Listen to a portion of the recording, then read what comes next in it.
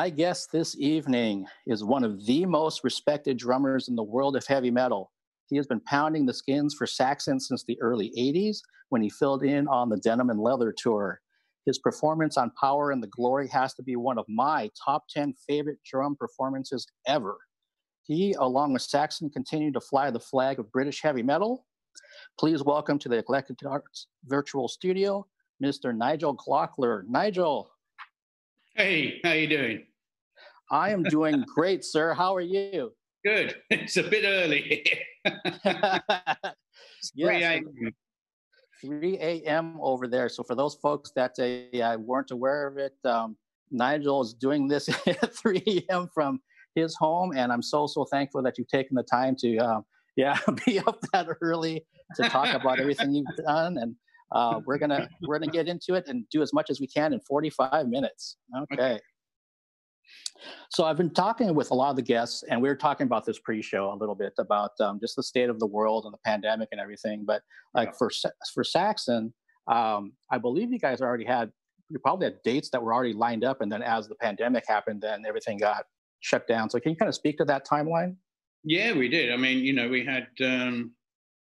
Last year it was the band's 40th anniversary, so we had 40th anniversary shows lined up, and then, Biff had his medical thing, so we had to postpone them until February and March of this year.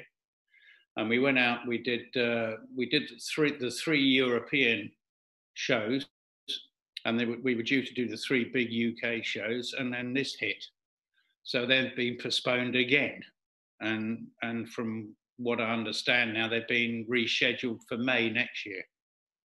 So, and all the festivals got blown. So, hey, but it is what it is, Yeah, and as we were talking pre-show again, that for every live event, doesn't matter if it's concerts or theater or ballet or opera or anything, all of that stuff went out the window.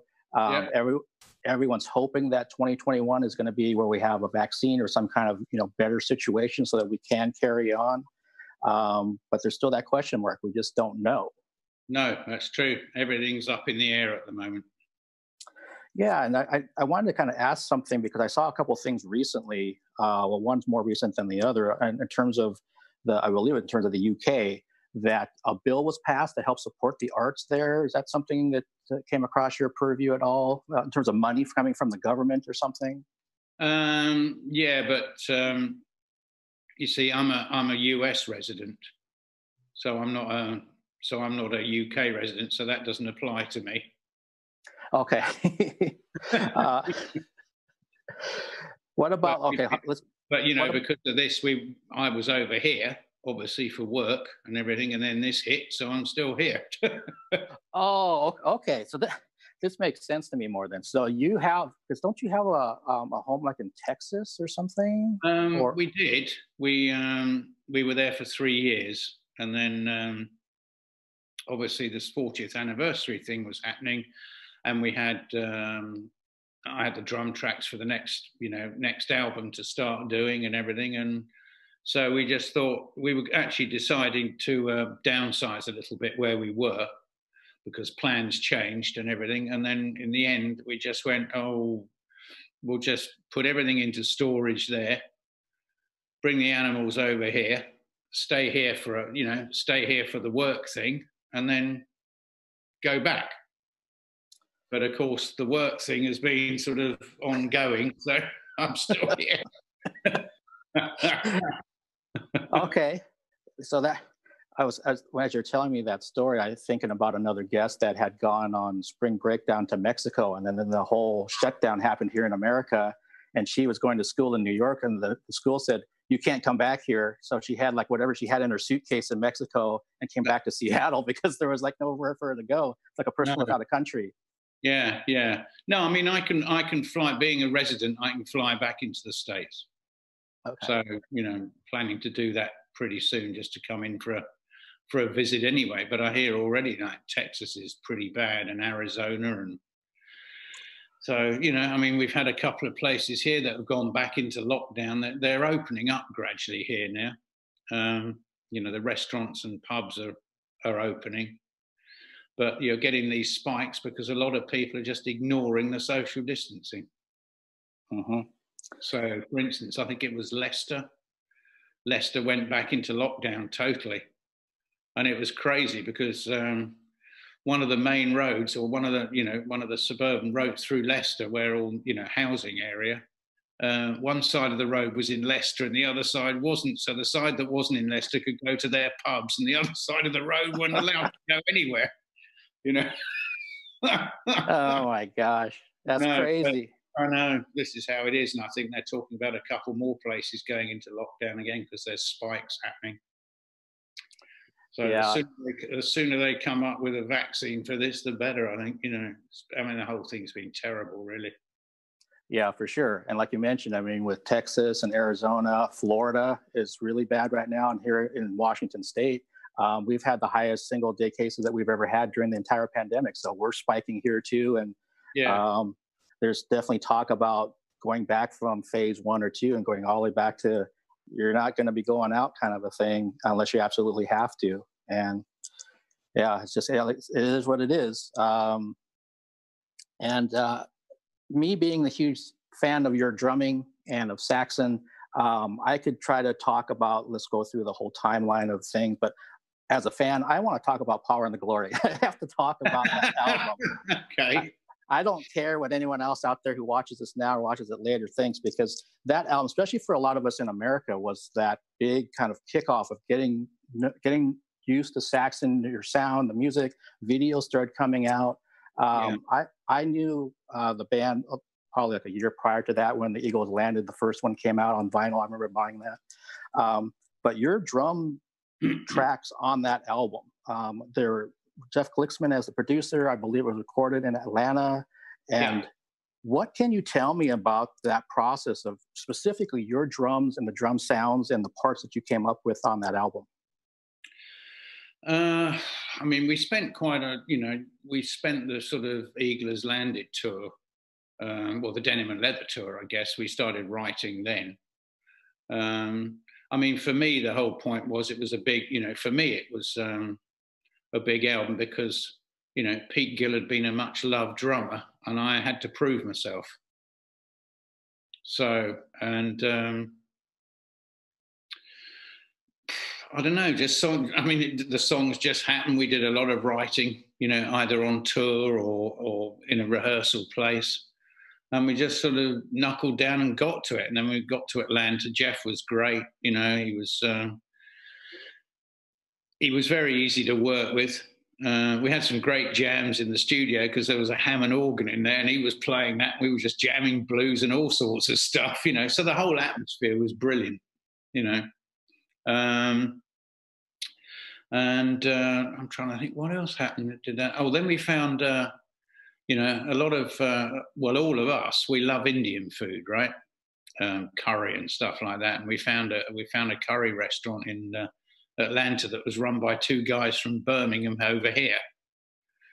And so we went in there and we were ordering the hottest stuff, and the rest of the clientele in there were looking at us as if we were mad, That's how we Brits like it, So that was great. The whole vibe, the thing within the band was brilliant. I think every album has its sort of memory, or you sort of think, oh yeah, what was the mood like? What was everything like? And that album was perfect. Okay, and like when you're, as I say, for me, it was a proving ground. Right, and so knowing like that's how you were approaching it, that it was a time to kind of have basically a proving ground, a spotlight on you in terms of your drumming. Did you spend time like with those songs, particularly maybe in pre-production or during the actual recording, where you're maybe doing a drum track and you're like, I don't think this is going to cut it. I need to actually go back and maybe do a little bit more with some of these drum tracks that you were doing, or did you already know this is what I'm going to play? No, I mean, a lot of the time, there are certain things you play as signposts, maybe for the other guys during the, like a certain fill or something going into another section. But I like to keep it pretty loose. I mean, we had, I can't remember whether it was, I don't think it was Power and the Glory. It might have been Crusader. I think we we were looking at other producers. I'm not going to mention any names, but one of them, for instance, it was like sort of, oh, well, if you're not using the other bass drum in that, I won't bother miking that. And it was like, what? Because I like to play on the fly. You know, I might have something in my, you know, something might happen that makes me go, oh, right, I'm going to do this now. But without that being able to do it, that was just useless. You know, another guy said, well, if you're not going to use all those toms during this particular song, then I won't mic them up. It was like, no. You know, I like to play on the fly quite a lot. Okay, no, that makes sense. It's like if you're if you had a toolbox and they took some of your tools out, it's like, no, exactly. I might need those. Leave them there. Yeah, exactly. That's exactly right. Yeah.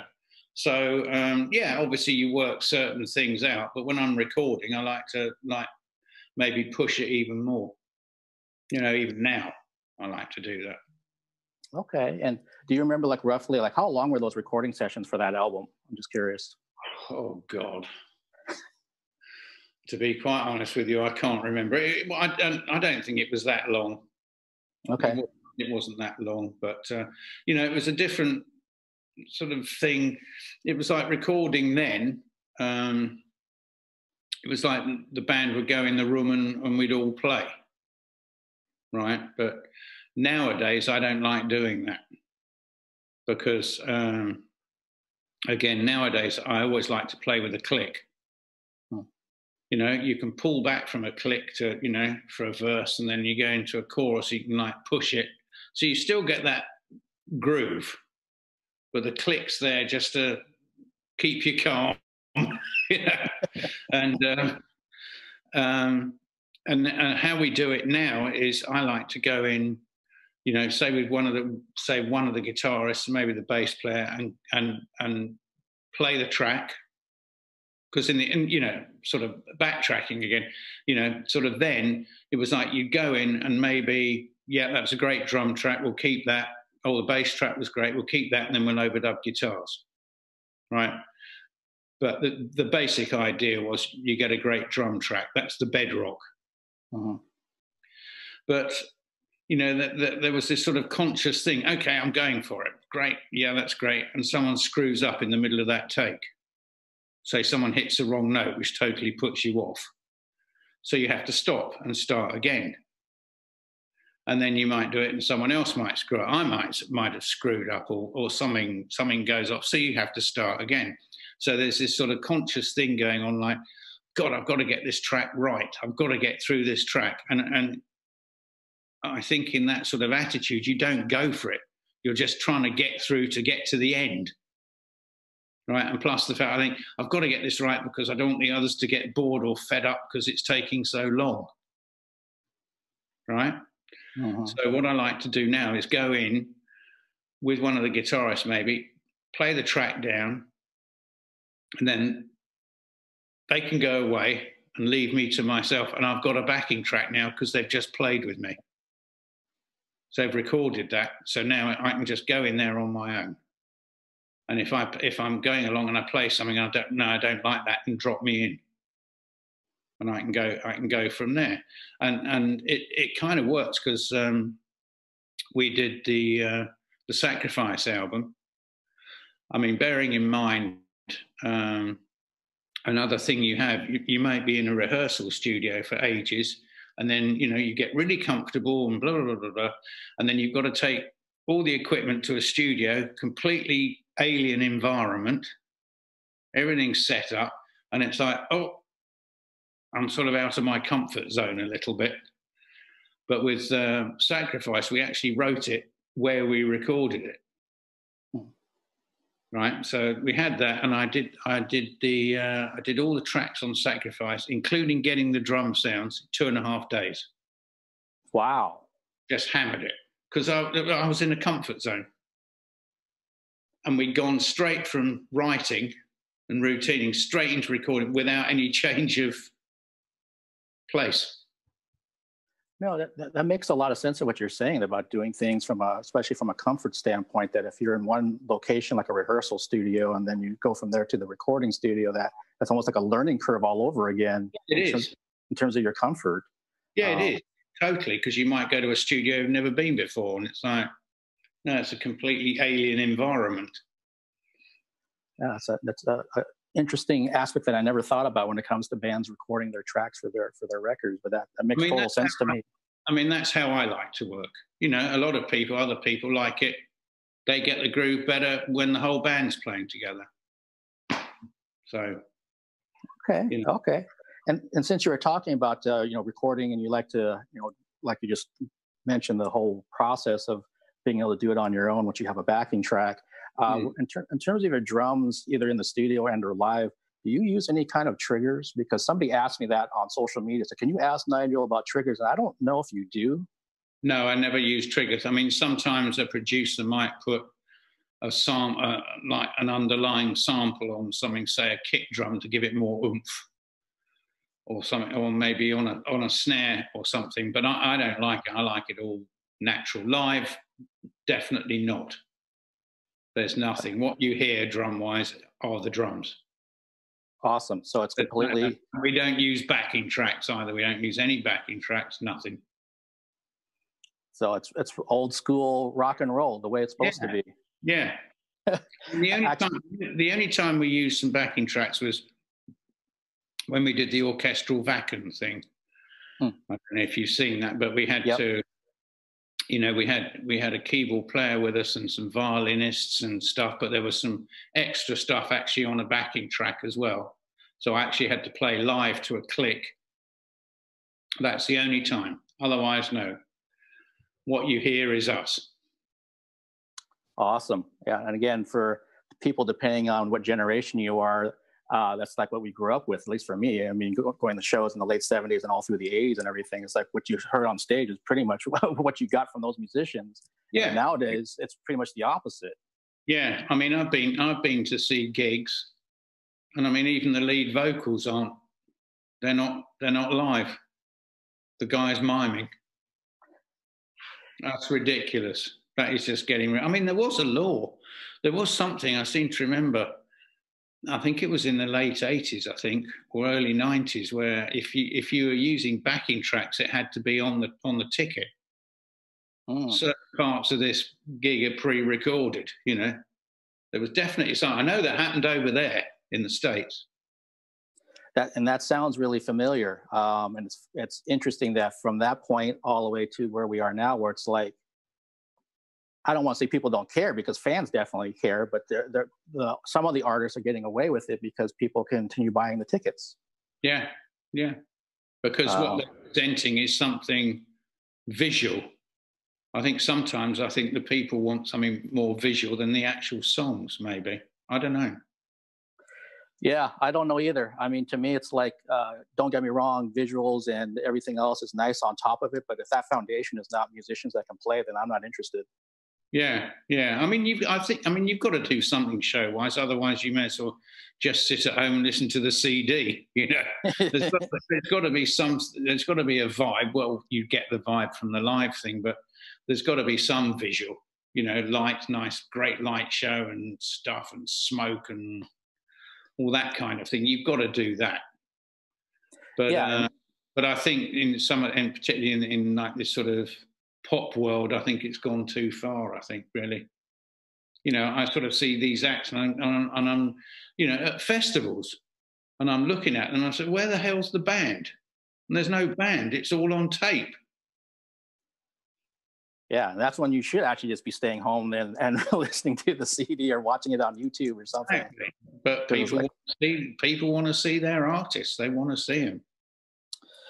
That's crazy. That's crazy. And let's kind of shift gears a little bit, because I do want to talk about some of your background. And correct me if I'm wrong, I believe you kind of started drums around maybe age 7 or so. Yeah, that's right. And that you were taking lessons from like 1 or 2 people, but it was kind of like, it didn't sound like it was full-blown lessons where we were with them forever. It was just kind of like they kind of got you started. Is that kind of correct? Yeah, it was. Yeah, I was at school. And, you know, I had some drum lessons there, but it was sort of, I don't know, being that age, you know, I was listening to you know, the stuff I was listening to, I want to play this stuff. I don't want to sit here behind. I mean, the first things, this guy had a I mean, it must have been like a 32-inch bass drum or something from the 1920s, you know. It was massive, this thing, and sitting behind this, and he was going like, count 1, 2, 3, 4, here's the kick drum, here's the hi-hat. And I was just like, oh, come on, you know. So, I mean, that didn't last very long. And then he actually left, and another guy came in who was, he used to play in the sort of, you know, the orchestra pit at shows in London and in my hometown and everything. So he was a bit more up on it. But in the end, I just decided, no, I'll do it on my own. You know, I mean, later on, in about, I think it was probably about 78, I really wanted to get into session work. And at that time, there were people sort of in town and stuff called session fixers, and they had all the musicians on their books. So a record company or artist would ring them up and say, I need so-and-so for this album, or so-and-so, you know, is he available, or blah, blah, blah, blah, blah, you know, or who do you recommend for this type of music? And this session fixer, he was one of the biggest ones in London, said, you've got to read. And I was like, oh, okay. So I had lessons to read, but I never ever used it. Never ever used it, because every session I got after that, you always went in and rehearsed. Oh. You know, or I got sent the demos. Well, this is the demo, learn this and go to the rehearsal, and you just play through it, bang, and the next thing you're in the studio doing it. I think from a reading point of view, he said, I think the idea was mainly, again, if you were doing like the big London shows, you were in the pits, but that you had to read. But I was never going to be into that sort of thing. But a funny story about that, I won't say who it was, but a good friend of mine, he was in the pit for, can't remember what it was. It was one of the big shows. And he stood in there, and in rock music, well, in pop rock music, you count down 1, 2, 3, 4, 5. You know, that's the way you just think 1, 2, 3. In orchestra, it's the other way. It's up 1, 2, 3. So obviously he was slightly out of the beat with the conductor, and he couldn't understand why every night the conductor was glaring at him. It was like, well, I'm reading this, great, but it's like, what's going on? And this is what was happening. It was like, chat and chat and chat. Oh man, that's I actually didn't know that. I didn't know that it was going to be. No, I didn't know that till he told me. Yeah, and apparently he didn't know it either. Oh my gosh! So that means you were in some bands, and let's kind of talk about before you got the call to fill in on the Saxon Denim and Leather tour. You were with, I want to say, is Toya? Was that correct? Toya, yeah. Okay, so where were your drums and the type of music you were doing at that time before you got that call to go on tour for Saxon? Well, the Toya thing. I mean, I got. Toya was like a new wave. Type thing, you know. We used a lot of sort of what they called at the time sort of tribal influences and stuff, and my kit was basically all the toms were rotor toms. So I was really into. I think I got influenced. I saw Terry Bozzio with Missing Persons on TV, and I thought, oh, that looks cool. So I bought a set of rotor toms, and they were great in the studio because all you had to do was whap a mic up underneath and bang, off you go. It was great, you know, and you could tune them, you know, like there was none of this with the key sort of thing. You could just turn them and tune them, and that was great, you know. So, no, I mean, we were a big band, but it just got to a point where, I was always into heavy rock anyway, and so when the call came, I thought, yeah, well, I'll go and do it. Initially, I was only going to be there for a week or 10 days because I was due to go actually back into the studio with Toya. We were going to do a thing of just me and her. We'd been talking about it because, Susie of Susie and the Banshees went into the studio with Budgie, her drummer, and they did a thing called The Creatures. So we were talking about, maybe we should try something like that. But in the end, as you know, I stayed. Oh, man. I wanted to ask you about something that, at least for the fans here in America, from going from Power and the Glory to Crusader, and if you watch the Heavy Metal Thunder documentary, it's talking about that there was a real distinct effort by management to conquer America and all that kind of thing, and it made sense. One of my favorite tracks in terms of your drum things that's not on Power and the Glory is from Sailing to America on that record. Right. Yeah. And can you speak to that drum track and also kind of your recollections of those sessions? Yeah, no, we wrote a lot of that track. I can't remember. It was a studio, I think it was in Rotherham or something in Yorkshire. We wrote a lot of that. And I was very sort of, at the time, very influenced by, like Neil Peart was one of my favorite drummers and everything. So I thought, right, this is like, this song's got a bit of a Rush feel. So it just went from there, really. The sessions wise, we did them in Sound City, I think it was called, in LA. It's been a very popular album, that, for us. But looking back on it, I wonder what that album would have sounded like if Jeff Glicksman had produced it. Yeah, no, it would have been. A lot of people say, the sound's not as heavy as Power and the Glory. But when we play Crusader live, oh yes, it is. Yeah, so that's the difference. I don't think we were quite captured. The power of the band was quite captured on that album. Yeah, no, I agree. And obviously, I think for a lot of hardcore Saxon fans, that's, again, depending on where you're located, if you're into the band in the UK and Europe, then they probably weren't too keen on that album because the sound changed. But here in America, that's what was going on because, like, I remember, Motley Crue was going to be putting out Theater of Pain, and there was that whole movement was going that way. So it's kind of cool. If you kind of do that sound too, then you might be able to kind of take in some of those sales and some of the kind of revenue from that kind of thing. But I just don't like it if somebody tries to say anything negative about that album because of their drumming, particularly on that track for me.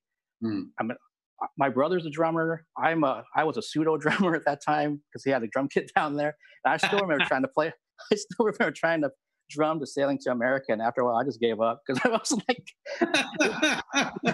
this sounds terrible. My brother could do it pretty well, but I stuck to the guitar. But even before this interview, I threw the CD on, the remaster, into my stereo, and I was blasting that track, and it still gets me feeling so good when I hear those drums on that particular song. So thank you so much for doing those. Yeah, I mean, that is, I really enjoyed doing that song. I think the problem with that album was, again, it was the management trying to sort of steer us in this certain direction. And then suddenly we get thrown into this thing, all these backing vocals. It's like, what? But hey, I mean, my attitude is don't look back, look forward. What's done is done.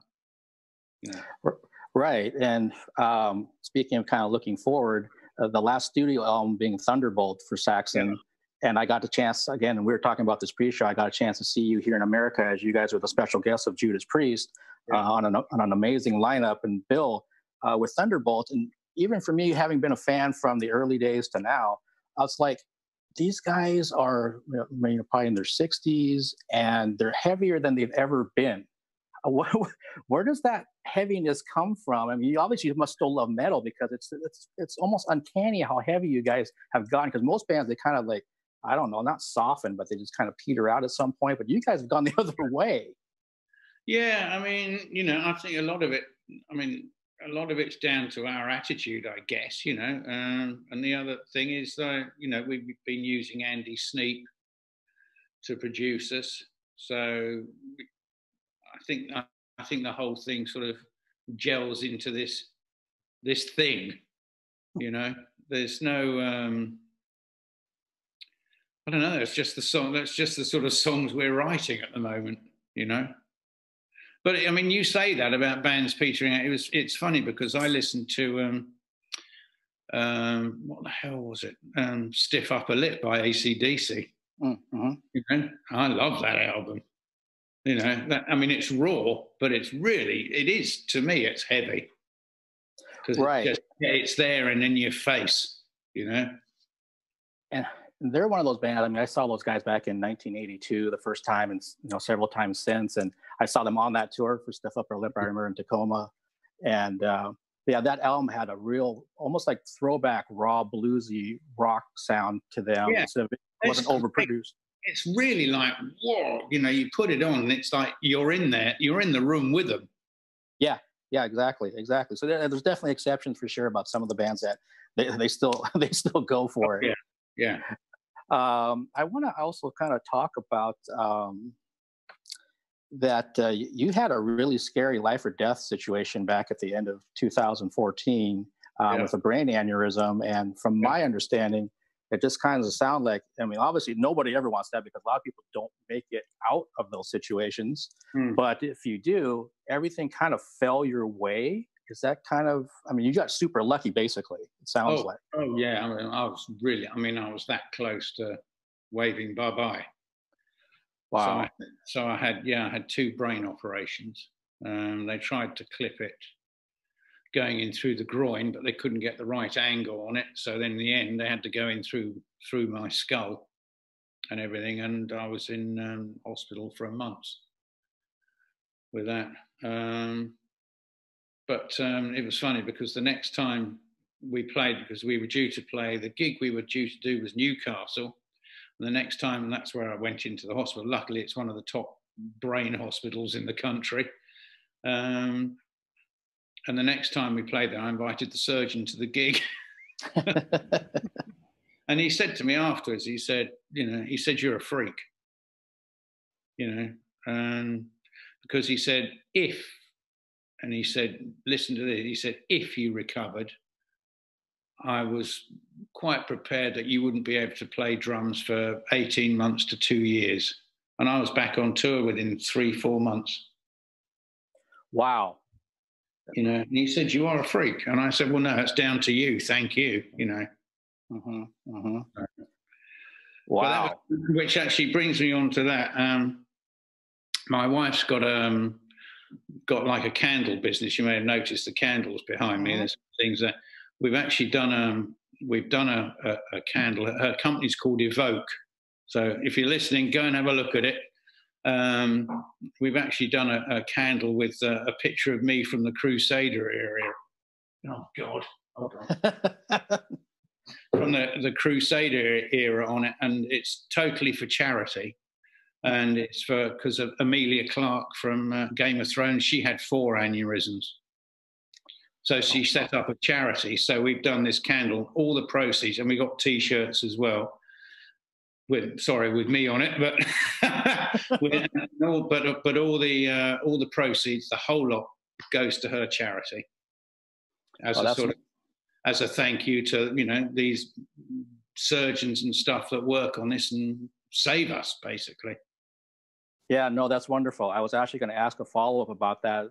Most people, when they have a life or death situation, they have it could be something small, something large, something in between, where they make a conscious decision about how they're going to do something maybe differently, better, changed.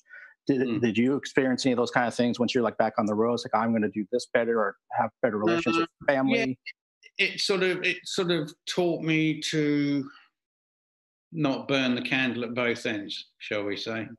And be, I'm there, we're all there, all us musicians, we're there to do a job. Touring's great fun, blah, blah, blah, but we're there to work and to put on the best show we can do. So if you're like sort of turning up for a gig and you're like, oh, you're not doing what you're there for, and you're letting the fans down.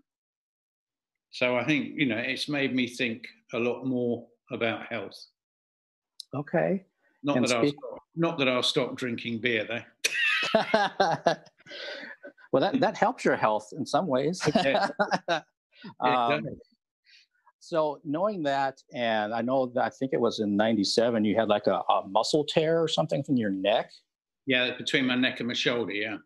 Okay, so once we get past this, whenever that is next year, and you're back on the road playing shows with Saxon, what kind of things do you do to keep yourself physically able to do those kind of sets? Because you're not like sitting back like a jazz drummer or something. I mean, you're pounding the crap out of those drums, and you're playing a lot of shows. So what do you have to do nowadays? Well, it's, I mean, you know, I sort of practice. I mean, I haven't got a kit here, but I've got a practice pad, but I'm looking into, you know, maybe getting something here that I can keep warmed up on. But all my gear's in, all the European gear's in Germany. So as soon as I know what's going to happen, or, you know, once we know what's happening with this pandemic thing, with the flying, I might end up going over to our tour manager's warehouse and setting the drums up and sitting over there for a week and having a black round on them for a week. Just sort of keep the old hand in, you know.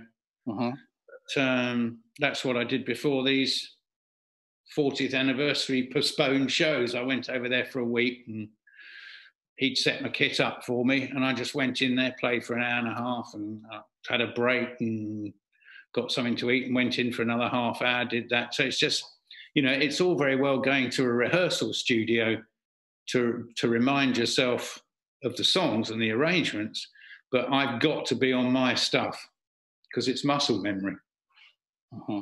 You know, so if we go somewhere else, say here locally, you know, sometimes we come, you know, the band come down and we go to a rehearsal studio here in Brighton.